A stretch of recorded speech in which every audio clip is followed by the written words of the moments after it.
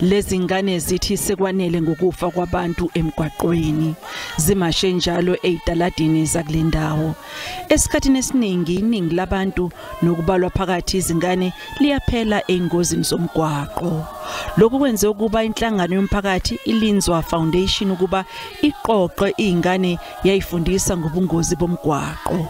CCC Foundation, Ilinzwa Foundation, ake sithatha abantwana ngoba kuye kuthiwe uma ukukhuluma abantwana kuzwakala kangcono noJehova ushesha lalele. Sathi ake size nabantwana ke sizokhala sithi enough is enough. Okunye sesisibukeke emgwaqeni, imigwaqo eminye ayikho right. Uthola omunye bethu uzama ukuvika ipothole kanti useyiphosa komunye. Ikhansela lendawo njengesigodi lithi baqinisekisa ukuphepha kweingane emgwaqweni yakulendawo kakhulukazi enguthela wayeka. Ngaphezulu kwakho konke sifisa ukusho ukuthi okwenzekile ophongolo kusiphathe kabi ande kusiphatha kabi and it won't be turned a blind eye on it as we are standing up ekuthenini siwenza umphakathi wethu ube up to date. Lona ngumfanekiso kamakhala ekhukhwini okhombisa ngokusobala uma kwenzeka ingozi emgwaqweni.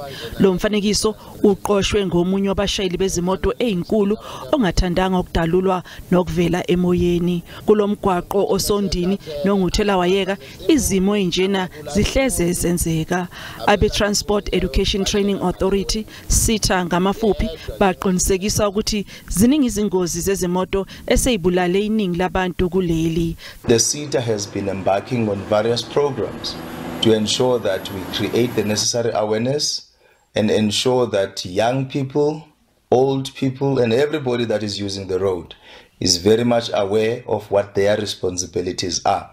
Izingane zendawo zifuna ukubona ushintsho emgwaqweni yaseNingizimu Afrika zizwakalisa ulaka lwazo kanjena. Kusiphatha kabuhlungu ngoba nathi sibancane futhi sibela khona imigwaqo masisikoleni isikhathi esiningi, so isicela ukuthi besenzele amathraga ehambe emgwaqeni enciphe emgwaqeni. Phatheka kabi ngoba abazali bayadabukisa amazingane zabo zifa futhi funeka abantu abadala begade ingane zabo kahle. Abe arrive alive bathi solo kwaba khona izinqola ekhulwini leminyaka balinganiselwa ezigidini ezingama-30 abantu asebabandakanyeke eingozini zomgwaqo emhlabeni jikelele.